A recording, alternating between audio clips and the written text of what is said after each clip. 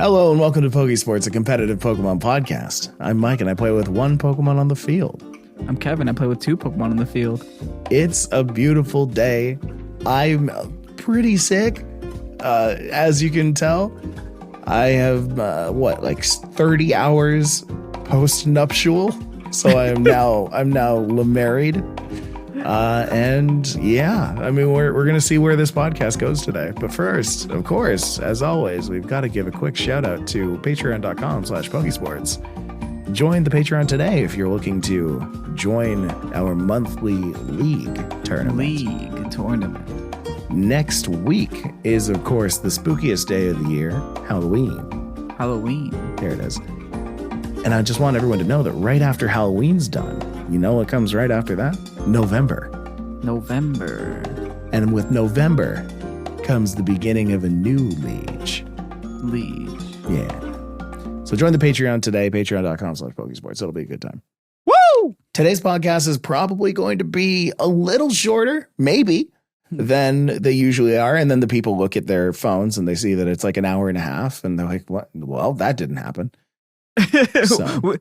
Before we take this an hour and a half, just know that we're intending it to not be. Yeah, because it is a busy time for us just as people, and the work doesn't stop with this podcast. It is like close to midnight. You guys know how we record. We have to record pretty late, and we've got stuff that needs to come out tomorrow. So. Make sure that gets done. Yeah. Tell me how Toronto Regionals always happens to be the most inconvenient or problematic one, no matter what.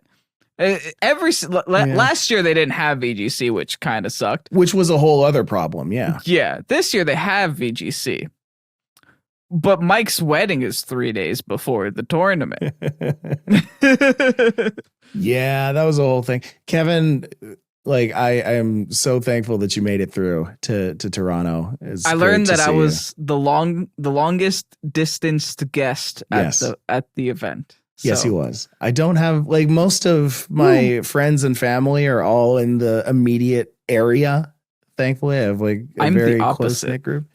and then there's Kevin. Yeah. Woo. So that was great that he came through. Loved the wedding. It was a beautiful time. From Friday to Sunday, we were just partying it up, and Kevin managed to make it through to a nice little dinner that we had for our friend who had a birthday. And in that very same night, I'll tell you, you know what? I'll tell you a story. Okay. Story time with Pokésports. We went to this bar. Okay. It's pretty late at night. The bar is called Good Fortune. Which it's important. It is important to know that this bar was called Good Fortune. As we enter the place, we all take an Uber. It's very nice. It's a nice place. We go inside and there are these stairs that go down to the actual bar. It's attached to a tapas place.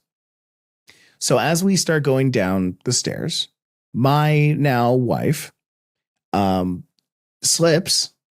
And her feet buckle behind her. She goes down the stairs. She holds onto the railing so that she doesn't fall down the stairs proper.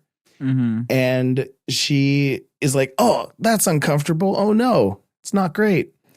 She gets back up. I look over at her. I'm like, "Are you okay? Is everything all right?" She says, "No, probably not. But we're gonna keep going with the night as intended."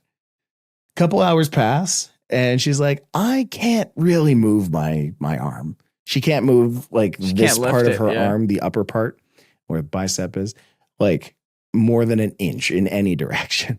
Mm-hmm. So we go to the hospital and it turns out she tore her rotator cuff. This is 2 days before the wedding, by the way. This is on the Friday before the wedding on Sunday. Yeah. Yes. So the doctor's like, "Nothing's broken." It was wonderful, great. But you'll have to keep your arm in a sling and come back or go to your doctor during the week to make sure that everything's actually okay. Was it a slight tore or off the bone? How bad is it? We're not super sure. Oh, okay. yeah, we only got an X-ray. We didn't get like an MRI or anything like that. Ultrasound, I think, is what you need to take for things like that. You have free the healthcare. I don't. I avoid the hospital. That's fair. That's fair. Yeah, we just inherently know a little bit more about the healthcare system, I guess, because we just get access to it. So yeah, anyway, they had to keep her arm in a sling. She was a trooper about it. Like, we still had the wedding as planned and like did everything as normal, but like she just kind of had to keep her hand close to her most of the time when it wasn't in the sling. I gotta say, you guys played it off really well, right? Because you sent me the photo of the blue hospital sling that they'll always give you. Yeah. But then she was wearing like a nice white laced one. I was like, I don't even see it. Exactly. No, right? It was played off really well. It was good. Mm-hmm. Yeah, her sister's in-laws had something like that because I guess somebody else had like broken their shoulder or something during for their wedding. So like, they were like, we have it. Perfect. It's a family tradition, I guess. It's a family tradition. They say that bad things come in threes before the wedding. So like, all the bad things happened before that. So the wedding went just fine. So, and this is where the bar being named Good Fortune becomes ironic. And then we go back to the beginning where we hear that the bar is called Good Fortune. Absolutely. That was a little story about me. Kevin, how was your trip to Toronto? It was great. Like the last time I went to Toronto was, this is going to make you feel old. Okay. It was like 8 years ago. It was like 10 years ago. Yeah. Wow. And I remember that because we hung out for a little bit. We went to, did we go to the Hockey Hall of Fame? You did. Yeah.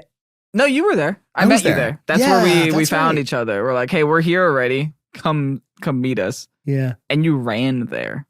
I did. You don't do much running anymore. No. I am a much different person than I was back then. Yeah, I ran there. Wow. Used to do running. So yes, this was a much different trip. You spent like an entire day just kind of exploring the city. Yeah, like literally from noon to around midnight is when we got home. Just actually exploring the city. So this is probably good for people who are coming to Toronto this weekend for the regionals. Give you things to do. This was 100% why I didn't want to cancel the podcast, by the way, because I was like, you need to tell your story so that the people who are coming this weekend can actually go and do stuff. So yeah.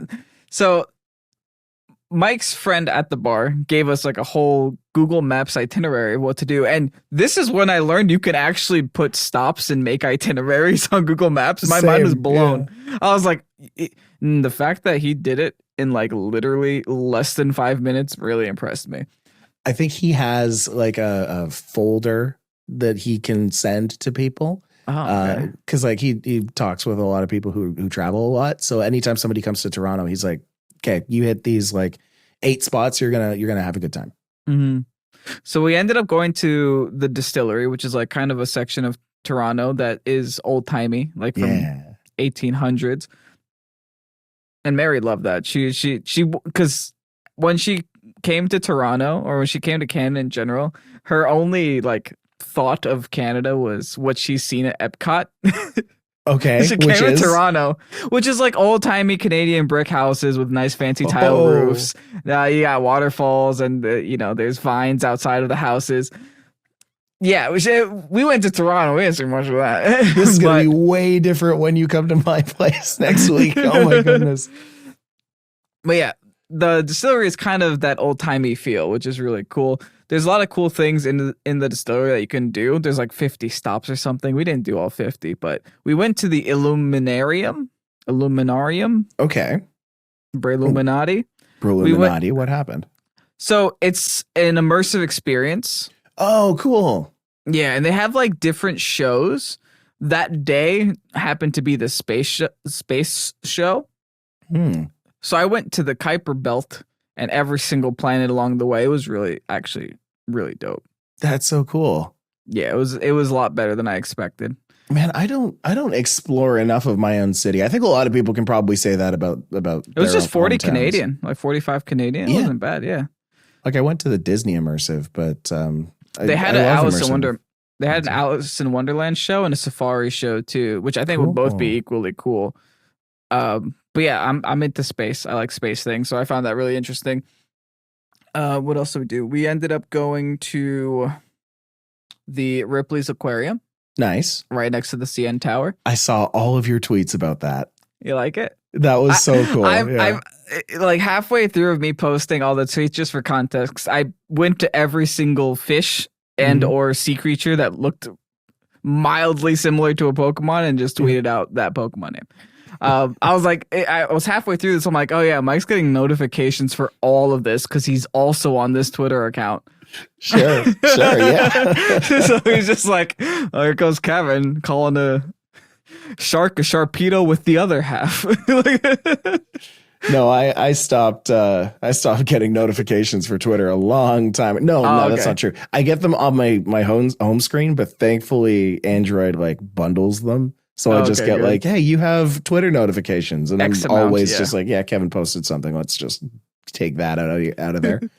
But it was such a nice treat. Like on Saturday night when we were getting ready for the wedding, we had all like gotten ready in our hotel. We were just like chilling in the room.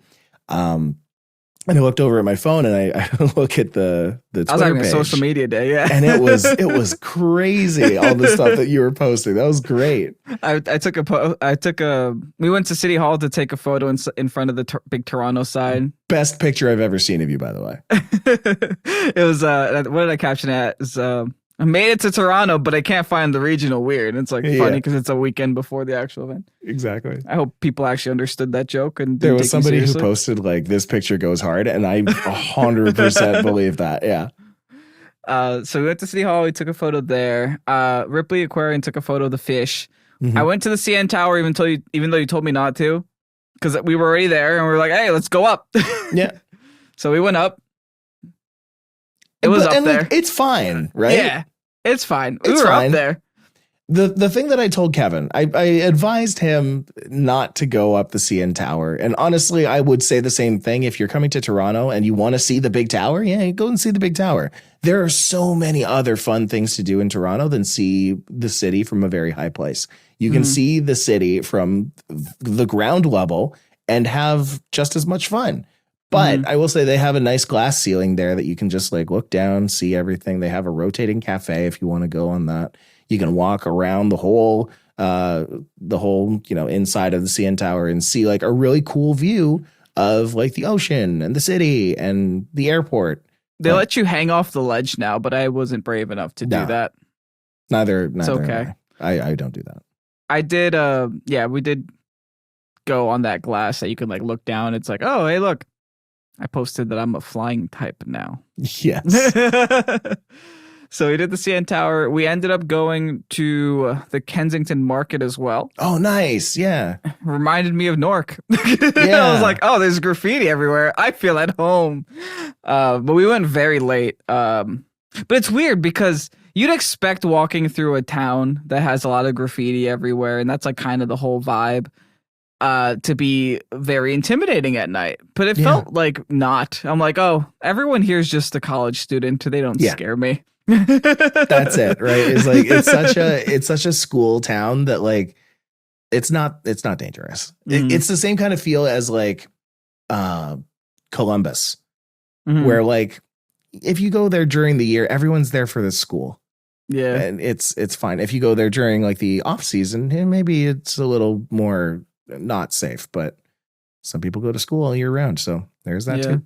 And then eventually we tried to get some food. We really wanted hot pot for some reason. You guys have a lot of hot pot places. Oh, we have so much hot pot. So we spend a lot of time in Chinatown looking for hot pot places. We found like 4, 5. Problem is they don't want American credit cards. No. They said Canadian debit or cash only. And I'm just like, but I still have money. Yeah. I've never felt so rich and so poor at the same time because technically going to Canada, I gain money by going to Canada. Of course. I'm like, okay, I have $100. I actually have, $140 or something. And yet things still cost the same number that they would in America. But like your dollar goes further. Yeah, it goes further. The thing is like, it was nice saying like, oh, my dinner cost $120, and when I checked my credit card statement, I only spent like $85. Yeah, I was like, oh, okay, that's nice.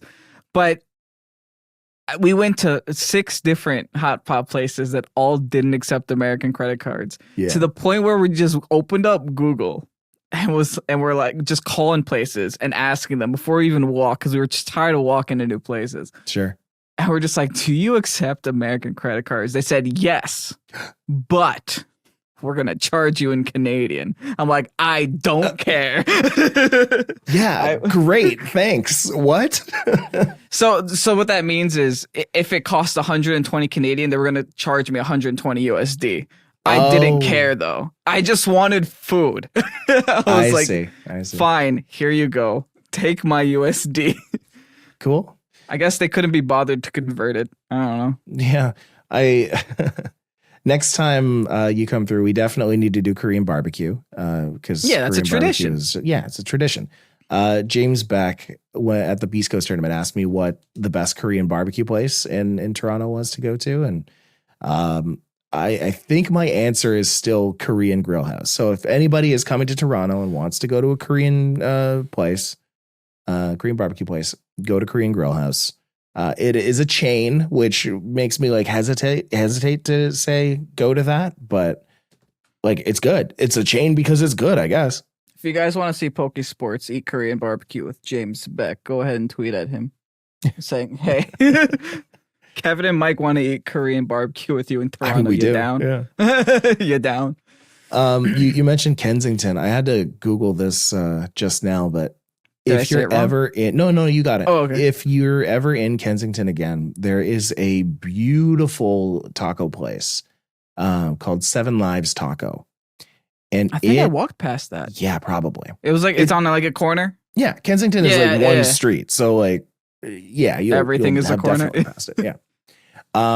They used to be like your traditional, like just a person sitting in the back with like a hot plate making tacos for people, and then like that got so popular that they turned it into a whole restaurant place. Yeah, it's like standing room only. They've got like 5 or 6 tables just kind of lining the whole thing. You order and you go and stand by your table. It's great. It's such a wonderful experience. And next time you're back, we'll try to hit that place up. We'll see if we have the time for that. In case we haven't made this obvious yet, we will be going to Toronto Regionals.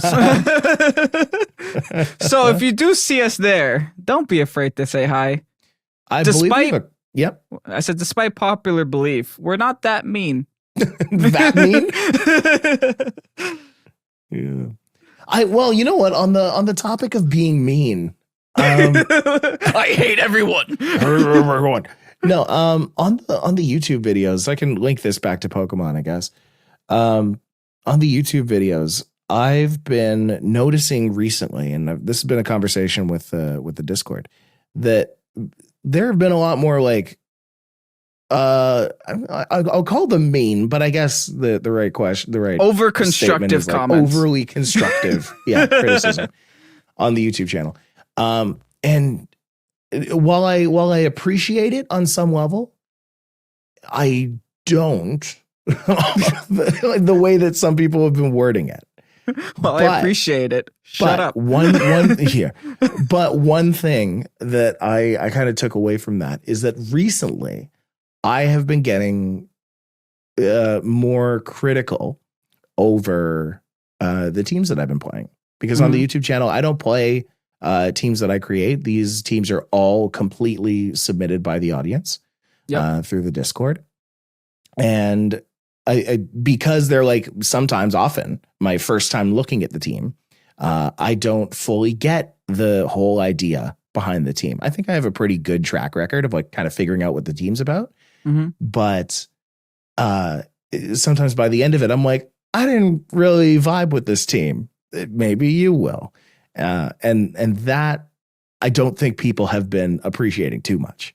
So I'm like, through all that, I'm trying now to take more appreciation out of the teams and like just, talk about what it is supposed to do and what it tries to do. Anyway, that's just what's been going through my head lately. I'm trying to get back into it after the wedding. So It's okay for people to critique you, but don't you dare critique their teams, Michael. well, I mean, I still critique it, but I think I don't want to unfairly say that like I don't get it when I've only played like 3 or 4 games with it.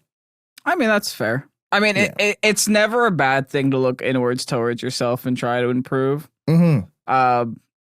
But it's really easy to let the negativity get to you, and I think that's just part of, you know. Oh, it did at first. Yeah. Now I think I'm detached enough from it, and there's enough dopamine going through from the wedding that I can just be like, yeah, okay, no. Yeah, look at all the happy wedding It's comments. fine. Everything's great. Yeah, exactly. Oh my gosh. The people on the YouTube channel and on Discord who sent such positive messages about me getting married. Like, oh, I love you guys. Like, that's amazing. Thank you so much. Positivity vibes. Yeah. This is totally not going to be vibes. a short podcast. It's not. We're 23 minutes in. We haven't talked about anything. Hey, while you're in Toronto, go and do all of the stuff that's going on over the course of the weekend. You think it's just a regional? Nah, it's not just a regional. What's up, Kevin? I had a question, but I don't know if I should ask on the podcast. Oh. But I guess we'll do it anyway. Should we do we've never done a meet and greet. Should we just tweet out, hey, we're going to be in this corner under like the Machamp if you guys want to come meet us? During a break? It'll be at the regional, sure. Yeah. But yeah, I mean, sure. I think there was a question in the Q&A that's like, I'm going to Toronto for my first VGC event. This is Jacob. Hey, is Jacob. it okay if I see you to come ask for a picture? Huge fan. Also, congratulations, Mike. Thank you. Also, yeah, if you see us anywhere, just like come up and say hi. You could yell at us from across the room. We'll probably walk up to you. Totally. People who follow us on YouTube or listen to us on Spotify and like know what we look like, those people can just like go up and say hi anywhere. Right now, we're happy with it. If we were people who were like, you know, largely subscribed and seen by many millions of people, then, you know, we would probably get it a lot in our everyday life and would not be as willing to accept that. What Mike's trying to say is we ain't sick of you yet. No. I mean, we're very aware that like the people at the regionals that we go to are also people like largely in the demographic that we appeal to. So like we don't get this in our everyday life. Like when we're at regionals, we get seen, we get noticed, we get to talk to people who have like this cold introduction to us from the stuff that we put out. Thank goodness. No one at work would take me seriously as a manager if I told them I upload and play Pokemon for a secondary living. Right. Exactly. So yeah, anyway, if you see us, come and talk to us. We'll tweet out where we are. We'll tweet out our hangout spot because that's usually what we do at a regionals is after each one of our matches, we all just meet up at one place. So, yeah, feel free to like join in on the circle, just sit and chat about your games. But I will put the caveat that if you do that, I would appreciate it if it was more of a listening space to everybody. Like go and talk about your experience. Don't dominate the conversation. We all try to be like that. We talk about how our games went. We listen to each other because, you know, venting is important, but you don't want to be the only person who talks in those kind of situations. So just proper etiquette. That has been Social Cues with Michael. Oh no, the music didn't start. Dang it! I wanted it to play so bad. Whatever. I'm gonna let it keep loading, and if it plays, then it plays. Anyway, you thought the regionals were the only thing going on in Toronto this weekend. You're dead wrong. There's so many side events that are coming to this event. Some of which actually give CP. If you can believe it. On Friday, there is a premiere challenge. If you find yourself in Toronto and you've taken an extra day off to go and get ready, oh, I really want the music to play for this. Oh, please. Oh, it won't. That doesn't matter. If you find yourself with some extra time, at 1:15 p.m., there is a Regulation E premiere challenge, which is a CP bestowing event. Pistol. It is a Get canon knighted by event. the CP. Yes. It is a CP canon event. And then after that, there's a bunch of random battle challenges, which like those have existed for a while and people have been, doing that. But I think like, I kind of want to try that. Yeah, if that's your thing, go for it. Yeah. There is the Ogre Oustin challenge also at 4 p.m. So if you enjoyed Ogre Oustin and you're very good at it, go and do that. That one does not give CP. Imagine. Oh, really? No Imagine. way. Also, the random battles don't give CP either, but still, they're fun to do. There's a VG raid challenge too, which is I'm interested to see what that is like, but I don't know if I'll be participating in that one. On Saturday, obviously, there is the Regulation E tournament, the regional. But there's also a Malamar Cup. Oh, snap. Yeah. I don't know what that is. If it's anything like Bruno's Malamar Cup, I'm terrified. Right? What is Malamar? That sounds familiar. Malamar Cup. Pokemon. Yeah. Okay. Lastly, Malamar Cup takes the tournament and turns it on its head as players play with their Switch upside down the entire time. No way. Yes. Oh, wow. Okay. Yeah, they actually turn their Switch around and play the game that way. That's amazing. I love it. Oh, wow. Cool. Okay. Well, there's obviously another Ogre Oustin challenge at 4:30. So go and do that. Wait, I have a question. Yeah. There's a Okay, so yeah. All right, so we're back. There's a premiere challenge on Friday at 1:15, but there's also a premiere challenge on Saturday. There sure is. Yeah. At 2 p.m. The same exact time the actual event is happening. I guess that's just for people that weren't able to make the event on time. People that weren't able to make the event, people who got X3'd early enough. Yeah, and O2 dropped. Don't want to play. Go and collect some CP. It's a canon event. That's fair, yeah. And then on Sunday, there is a mid-season showdown. So if you do not go and hold on. And then on Sunday, there's a mid-season showdown starting at 9:30 a.m. So go and wake up nice and early if you don't make day 2. Day 2. And go and play yourself a mid-season showdown with your team. See if maybe you were just a little unlucky in your first day of the event. Then go and participate in that. Get out of there. There's raid challenges and random battle. They have a lot of random battle side tournaments there. So keeps you busy. Tons of things to keep you busy there. Yeah. This is also available to everybody that has a spectator pass. So you don't need the actual pass to participate in any of these side events. Right. All right. Well, that is that. Of course, let's keep to the regionals here. There was a regional that happened this past weekend, October 21st, 22nd, in Lille, France. Lille, France.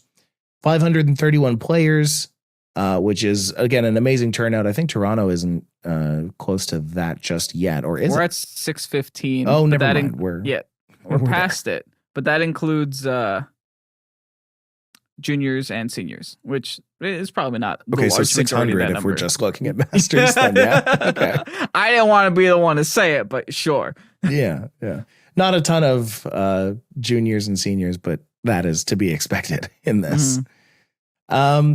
Signups are still open, by the way. Signups are still open. Thinking about it, yeah, go for it. My best man is probably going to go this weekend.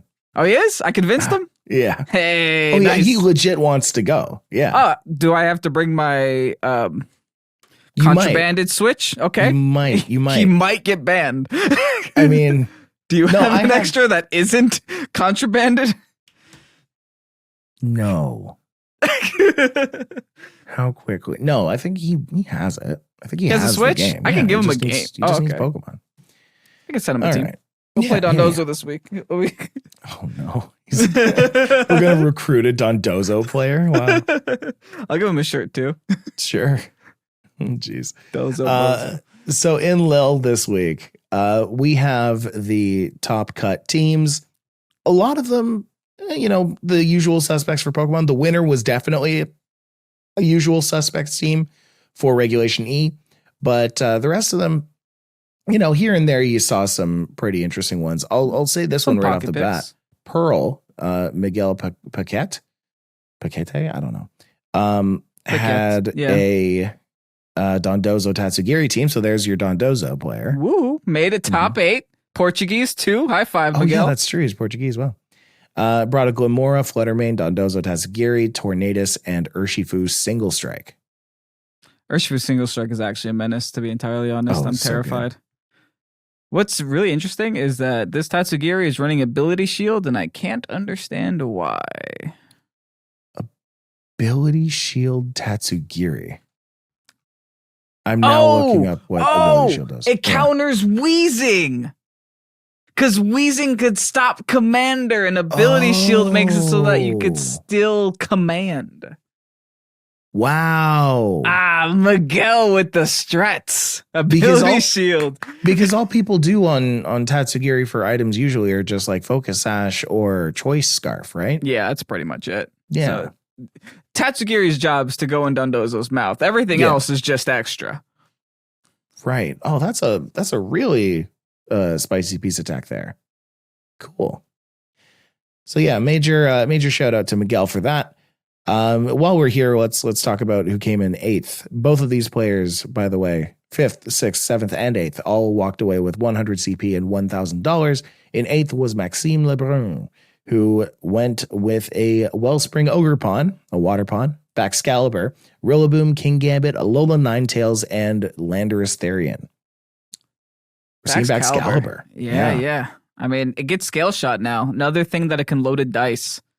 And the other interesting thing is that you don't really see too many thermal exchanges like that. That's what's crazy. People are running Ice Body on this thing to just make it extra annoying in the snow. Before I completely lie to you, I'm gonna make sure I know what Ice Body does. Yeah, I'm doing the exact same thing.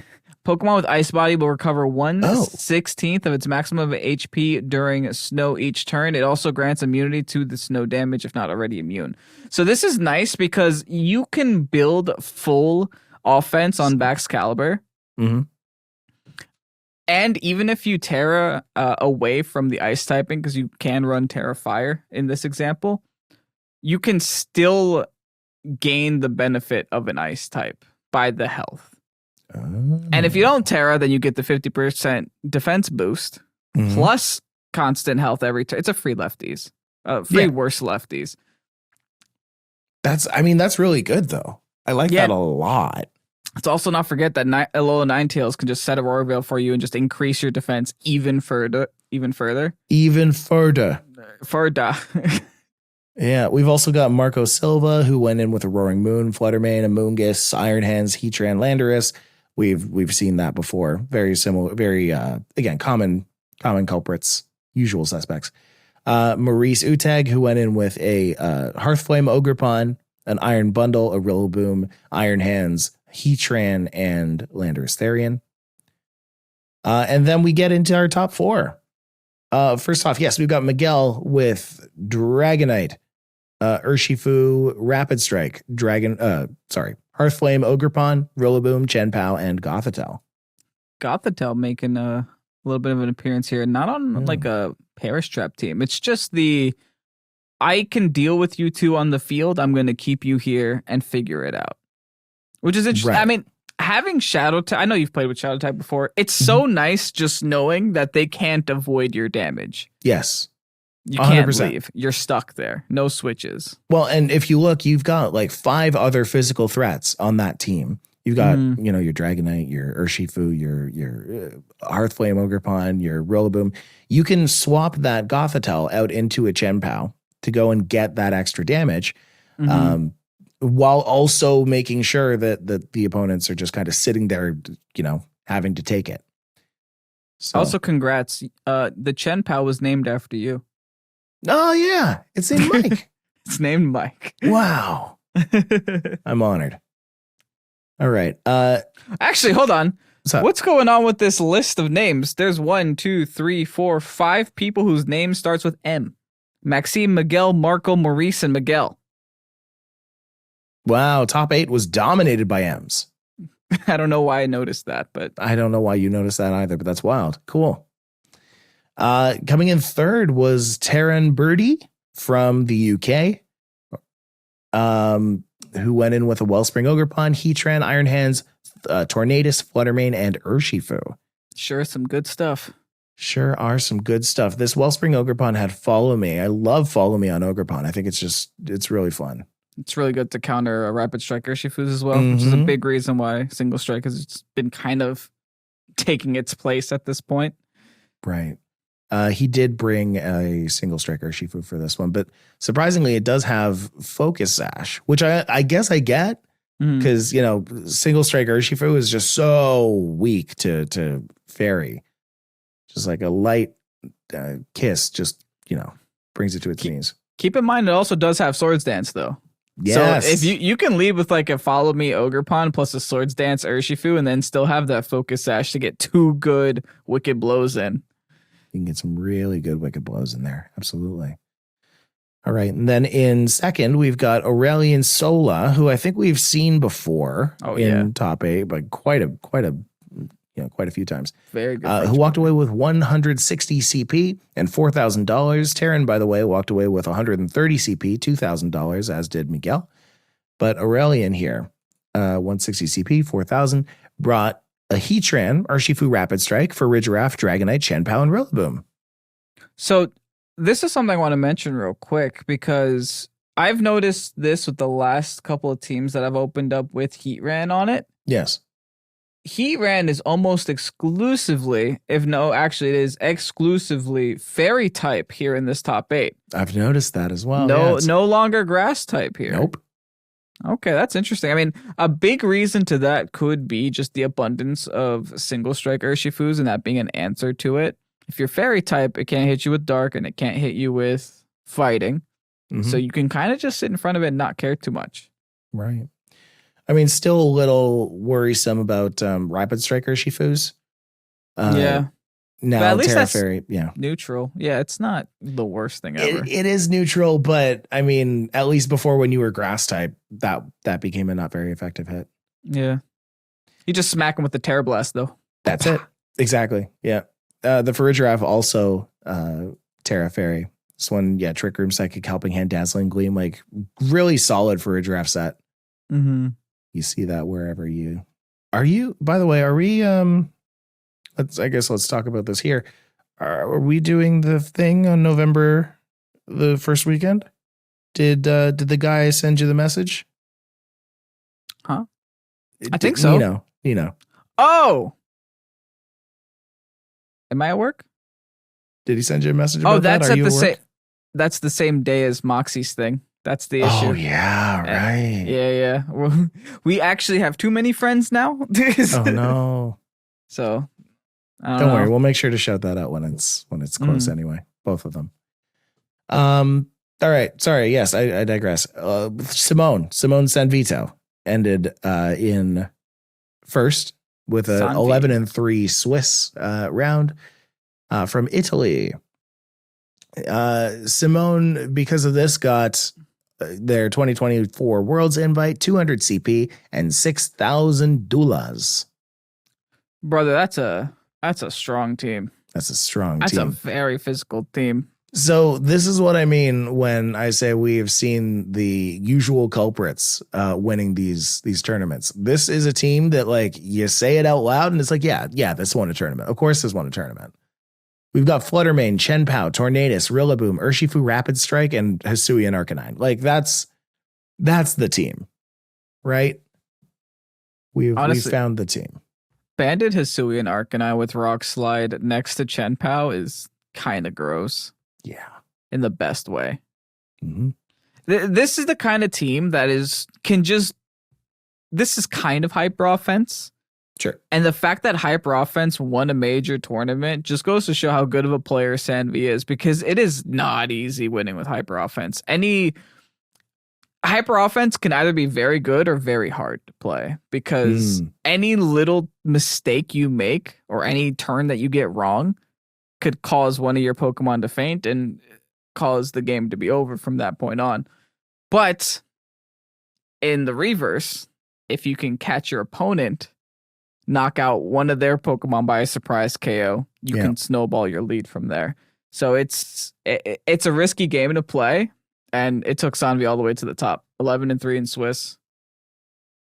Absolutely. And I mean, an interesting thing here is like usually in these like hyper offensive teams, you'll see at least one Pokemon with like a set that you don't really see in other Pokemon, but not really in this one. This one's just a bunch of really strong Pokemon with their really strong common sets, and they work out really well. Now, the way that they're EV trained might be a completely different story. Yeah. Right. Maybe there has been a lot of thought that has gone into, what things live, what things don't live.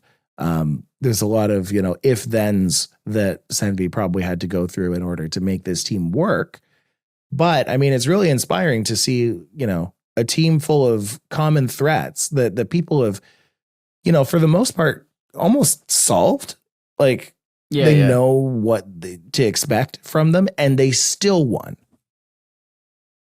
That's impressive. It's impressive. That's a good player right there. Really, really, really good player. So congrats to Simone for winning that. You deserve that win. Anyway, so that's Lil. I am drawing a lot of inspiration from that for my team. I'm probably going to be trying to build something similar for Toronto, if not like exactly one of the teams from the top four. But I mean, we'll see how that goes. It'll be fun. What else we got? There's a ton of Pokemon Sleep stuff, but I first want to talk about this Trick Magic here. Trick Magic registration from October 23rd to November 5th. It's the next online tournament. Ooh. Singles though. It's singles. Right? It's singles. Yeah. But this competition is an online competition tying in with Halloween and allows for the use of only ghost type Pokemon. Only? Only. So not even dark, just only ghost? Just ghost. Ooh, that's a little scary. Yeah. And it's not like monotypes either. It's like if your Pokemon has the ghost attribute in it, you can go and bring that. So like Gengar, Ghost Poison can go. Hisuian, Typhlosion can go, et cetera, et cetera. Plus with terrestrialization, like it's a whole different, like you'd have to change your Terra type. Oh, do you have to be Terra Ghost or what's No. But like you have to change your Terra type to be something other than like all what you would normally have. Just all dark types. Yeah. You totally could do that. Right. You're going to see a ton of Terra Dark, but I wonder what like other things people are going to do. Because some people Terra Normal. Yeah. Because some ghost types like definitely wouldn't want to, Terra Dark because it has no benefit for them offensively. But like Hisuian Typhlosion can go Terra Fire and just double down on its firepower, or you can do something else. Interesting. Anyway, some notable Pokemon in this list here that I'm seeing. Just scrolling down the list, I'm seeing Dusclops. Remember that Dusclops exists. Hisuian Zoroark. Remember that exists. It's been fixed so many times that it just runs so well on the Switch. That'll be interesting. I wonder what is even gonna be good though. Again, like looking at the list, like we've got Chandelure, we've got it's a strong one, yeah. Mimikyu. I feel like there aren't going to be that many Pokemon that like are not great outside of the format that are great here. Fluttermane, yes, that'll be a good one. I guess Sinistcha. You can do Sinistcha now. Yeah, that's true. Golden Go. You might just have the Fluttermane Sinistcha Golden Go show. It's true. Well, I'll tell you, if I look at singles, like how that runs on Picolytics, number 3 that is Fluttermane, and number 5 is Golden Go. And then the next ghost type that appears is number 19 in Basculegion. Okay. I mean, I don't think Basculegion is horrible. I think that actually might be pretty decent. I mean, you got lots of good Pokemon on this list too, right? Like Annihilate, Dragapult, Mimikyu, Sinistcha, Skeledirge, Ceruledge, Chandelure, Spectrier. Spectrier is on the list. So heck, Spectrier, I still forget is in the game. Yeah. Like I see Glacier on the ladder sometimes. I'm just like, oh yeah, this Pokemon that we thought was cracked in Generation 8 is here and nobody's playing it. We're playing Baxcalibur instead. It's true. It's true. I mean, so, go and have fun with that. It's going to be a fun time. It does happen the exact same weekend as Toronto? No. No? Okay, the weekend. That one is November 3rd to 5th. Yeah. Oh, okay, so the weekend after. That's right.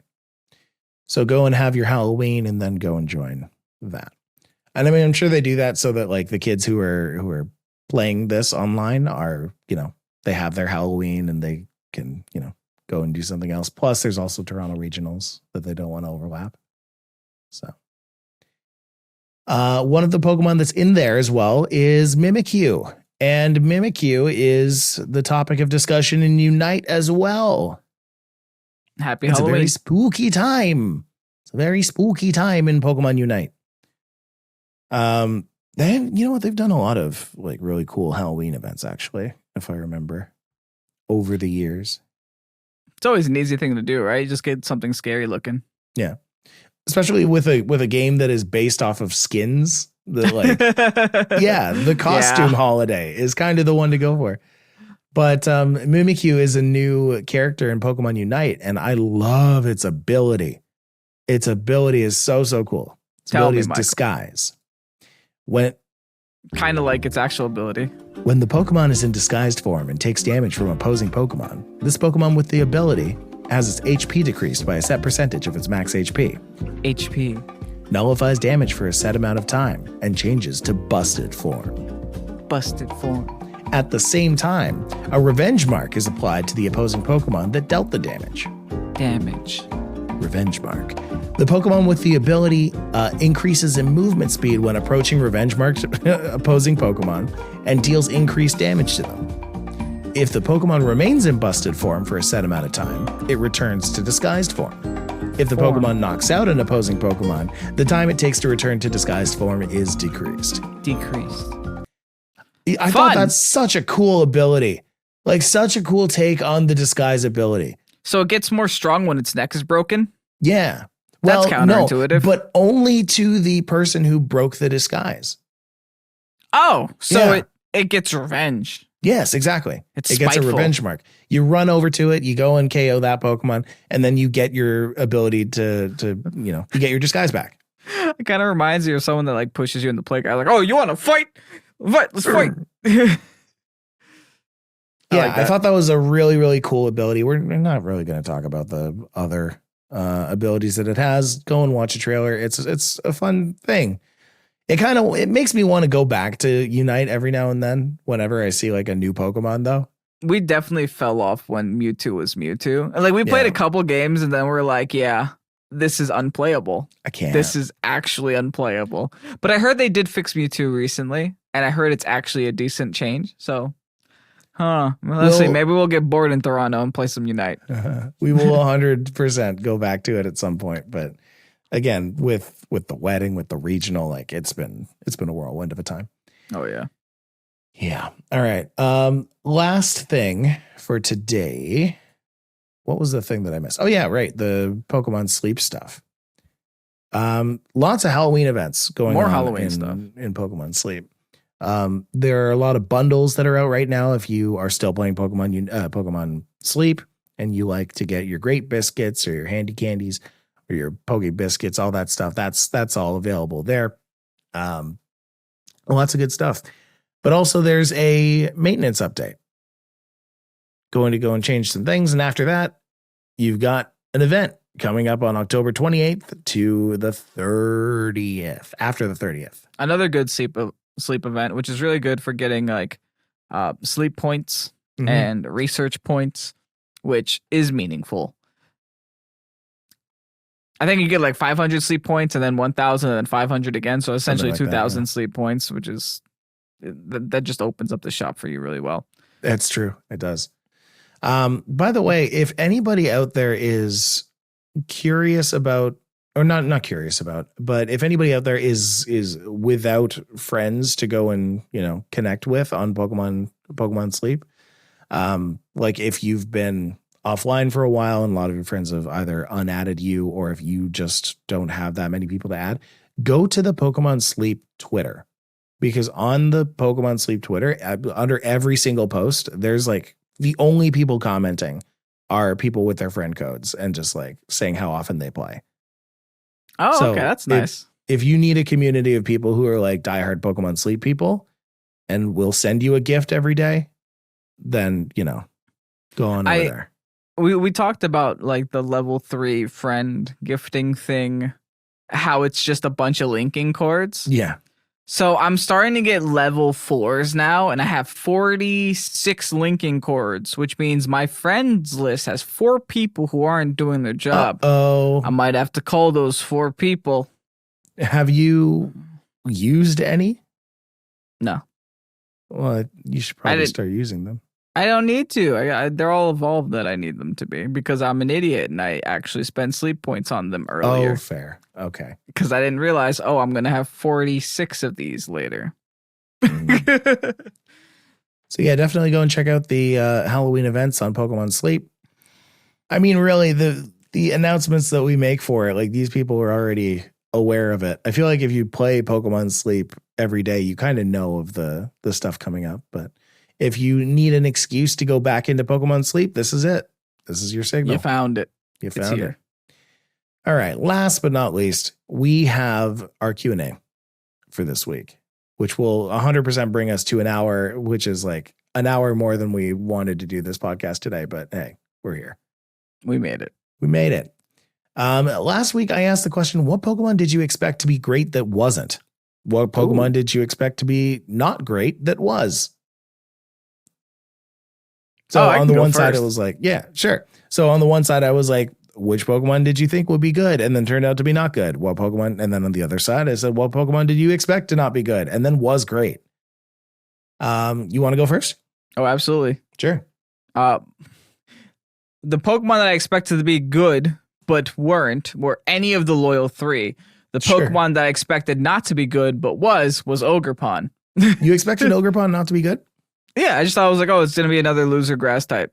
Oh, actually, another one that I thought wasn't going to be good, but was Sinistcha. I hate that thing. It's so annoying, and I love it simultaneously because I love having it on my team. But I think Sinistcha was super overlooked at first. We're just like, it's just going to be, Poltergeist Part 2. Sure. But no, it's something else. I fully expected Dipplin to be pretty good. And while it has its uses, it's not. Like it's not pretty diplopointing. Yeah, it's diplopointing. I tried. You did it. What did I expect to be not great that was? Oh, Hisuian Arcanine. I did not expect that thing to be as good as it is. Mm-hmm. Just I think it's just having the fast rock type is what's really nice. Rock types aren't supposed to go that fast, and right. And I mean, I always expected when I saw that it got Rock Smash, or is it Rock Smash? No, not Rock Smash, Rockhead. That's the attack. That's not the ability, right? No, it's the ability. You're thinking about Head Smash. Head Smash, yes, Head Smash. When I realized when I heard that it got that, I was like, oh, okay, well, maybe, but it's not really used for that. It's used for all of the other things that make Arcanine, but with a different typing. Mm-hmm. I think the fact that Terra exists is the reason why it can be so good. Like if you take Hisuian Arcanine and put it in a game that doesn't allow you to change your ability away from a 4 times ground weakness and 4 times water weakness, it's not going to be that great. It's a little hindered. But since you could just turn it into a grass and then your 2 4 times weaknesses erase themselves and they become resistances, that's what really gets it going, and that's what makes it good. Right. And then you also compare that to Arcanine. That's something that I didn't really think too hard about, is that Pokemon with dual typing and then, who then terrestrialize have access to 3 different stabs, same type attack bonus. Mm-hmm. So between that and an Arcanine, Hisuian Arcanine has the added leg up of being able to just inherently do more damage. And I think the only difference between the two is that Hisuian Arcanine is a little slower. Yeah. Not to mention, we also forgot to mention that Arcanine as a Pokemon already has more stats than it needs to have. Sure. As 550 plus. And Hisuian Arcanine also has that much. Yeah. So let's see what the people said. So as I said, Jacob said, I'm going to Toronto for my first VGC event. Is it okay if I come see you for a picture? Absolutely. Absolutely. Yeah. If you want a picture, if you want to just chat, like, obviously, yes, of course. I will sign your forehead. No. I won't sign foreheads. I've signed Switches before. That was really cool. I mean, not a lot of people want to like defile their Switch, but don't use Sharpie. Or maybe do use Sharpie? Yeah. What else should we use? That's true, I guess. Maybe I should get like a silver Sharpie. You know what? That's what I'll do. I'll go and buy a gold and silver Sharpie for us. Thank you. This week. Yeah. Jobo says Sneasler fell in love after Regulation D, still trying to build around it. Unburdened plus Mirror Herb plus Swagger is fun. So I'm going to assume that was a Pokemon that they didn't expect to be great, that was great. Mm-hmm. Cool. I think Unburdened is pretty good. Yeah. It's super niche, but it's annoying when it's annoying. Mm-hmm. A Buzzmander says, I expected Kamala to be great. It definitely was not. However, I've been very surprised with how good Illumise has been. Yes, that's a great answer. I said this in my video when I played Illumise. Like, I never thought I would live during a time where I can play Illumise and Volbeat competitively. Sure. And like it's so crazy how the reason why they're being played right now is just because Whimsicott isn't here and Tailwind is a TM now. And they just have a niche. They are discount Whimsicotts is what they are. Like imagine Plusle and Minun in like competitive, right? You can't. The inventors of Helping Hand. Imagine Emolga in Yeah, right? Like electric types. I don't know what I have against electric types, but it's there. You just hate Pika clones. Yeah, I guess so. There's clearly some kind of repressed like anger about this. Ultra Beast Pro says, I feel like a lot of the Pokemon that you use in the story fall off hard in competitive, especially in VGC. Also, before I started listening to this podcast, I used to put legends on and hope it works. Yeah, I mean, that's fair. That's kind of the thing, right? Is like when you get the legendaries, they're meant to just kind of replace your core Pokemon because they're just so good. But yeah, I agree. A lot of the stuff that you see at like early games just go away. Yeah, like you don't play Lechonk competitively. No, you don't play Lechonk. Boltund comes to mind. Stoutland comes to mind. Any of the rats. Sea Titan. Sure. Rest in peace. I don't see Titan anywhere on this 128. I guess, but like you see that pretty late in the game. I think they're talking about like early game stuff. Oh. But I mean, you're right though. Like you see it in the story and then you stop seeing it in competitive. Sure. Arboliva. Do you believe in Arboliva? No. I do not. Aiden says, not that it's the only thing that makes it good, but Komodo being able to completely wall the strongest fairy type in Fluttermane. Also, after spending 2 generations cowering inside of them is funny. Yeah, I think terrestrialization definitely opens a new page for Komodo. Yeah. And I feel like it's still not entirely explored and can use some more exploration. Mm-hmm. Mm-hmm. Cool Hand XG says, I wanted Tinkaton to be good so bad. Oh, yeah, that's the biggest disappointment Game Freak ever gave us is Tinkaton. No offense to all you Tinkaton stands. It's not the worst Pokemon ever, and Gigaton Hammer is still a very good attack. But it's just a little mean that they weren't afraid to give Ursaluna a normal type Gigaton Hammer, but were afraid to give an attacking stat to Tinkaton. Right. And they just tried it out with Blood Moon or Ursaluna. Now, you know what they did? They gave you... They onboarded you. This was onboarding is what this was. They gave you Tinkaton early. They gave you Gigaton Hammer. You got used to it. And then they gave it to you twice more in Baxcalibur and Blood Moon or Ursaluna. So that by the end of the game, they're like, okay, you know what Gigaton Hammer is supposed to do. You have some kind of experience with it. Now try it in like the really good Pokemon. Yeah. So Mine Kirby says Greninja. Yeah. Which one? Either, really. I mean, I suspect it was that you expected that one to be great, and then it was not great. I mean, especially now that they nerfed Protean, yeah, I could see that. That's actually what Mewtwo and Altura say later on. They say Mewtwo got so power crept. Why can't they bring her back? Unite will do for now. I knew that Protean was nerfed, so the last thing I expected was for Meowscarada to still be good. And yes, at the beginning of this game's life cycle, Meowscarada, it didn't care about the Protean. Nah. About the didn't even use it. No, I used barely Focus Sash and Overgrow just to do more damage. You know what? It was Flower Trick. Flower Trick did it. Just, yeah. Nice and easy. There are a couple more. I'll give you 3 more. Mr. Catastic says, I know it hasn't seen a lot of use in the last 2 regulations, but Doxbun's ability plus Lava Plume plus Body Press was so much more fun than I thought. That's actually not horrible. Yeah. Like I know like it's not seeing a lot of play, and a big reason to that is I'm sure it's the speed, but also Chi-Yu in general isn't seeing a lot of play. Right. Because of Heatran. But yeah, it's not horrible. It really isn't. Right. Also shout out to Lucky Wolf, Bun Connoisseur. Yeah, that's right. Lucky Wolf was very big on relentlessly trying to make Doxbun work. And I'm a big fan of people who relentlessly try to make a Pokemon work.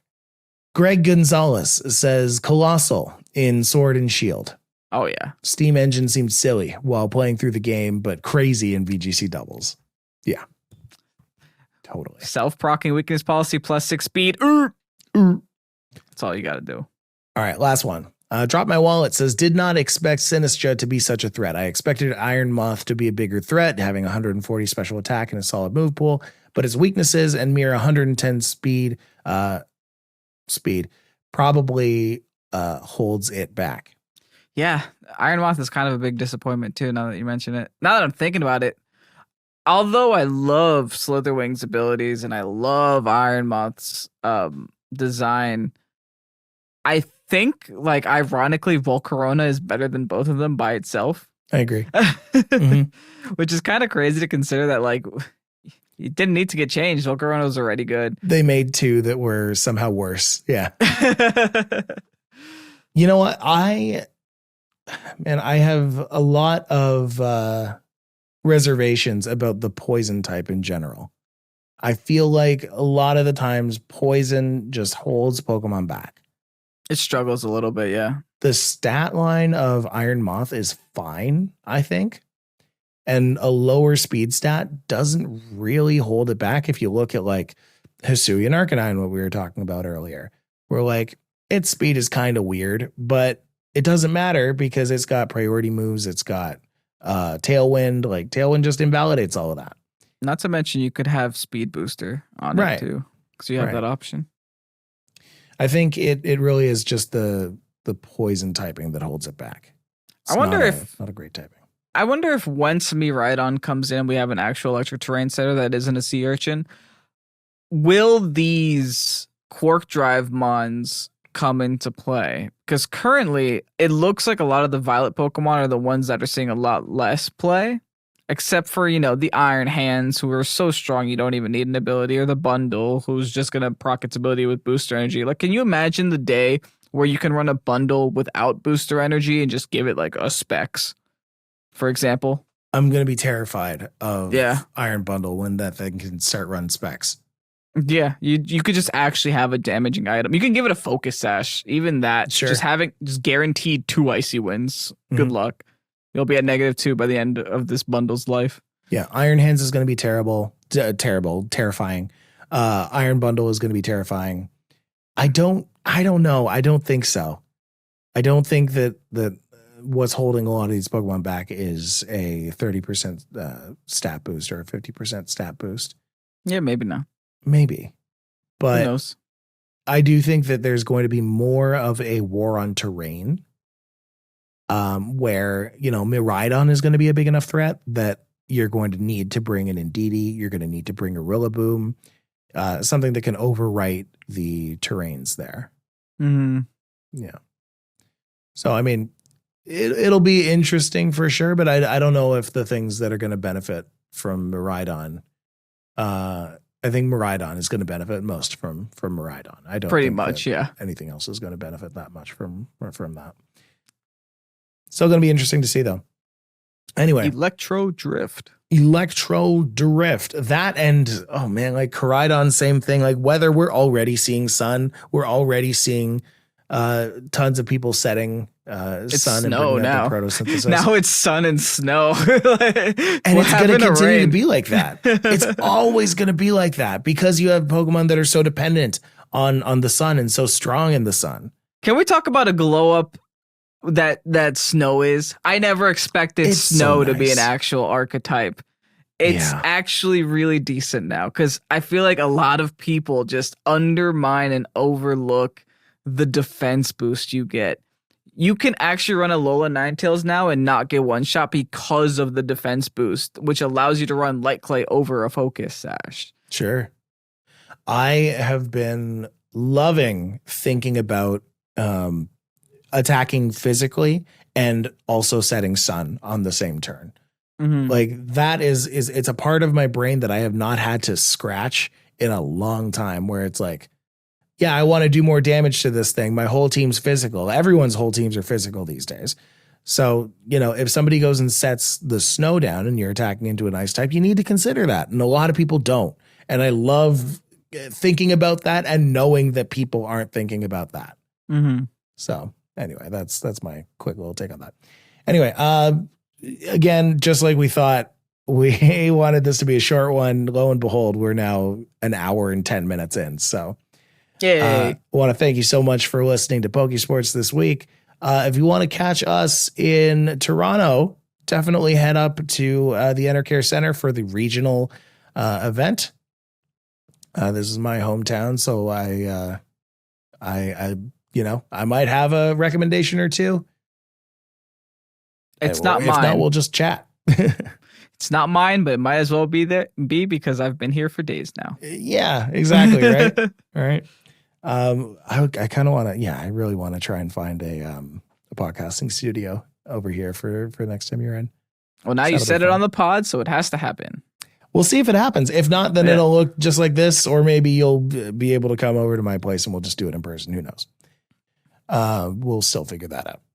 Folks, make sure you go and answer this week's question over on Spotify, this week's Q&A.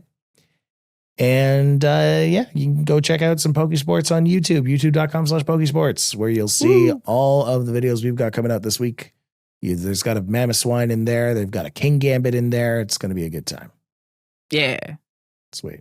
All right. We'll see you next time, folks. Bye-bye. Now, if you don't mind. If you don't mind, I got a match to get ready for. Yeah.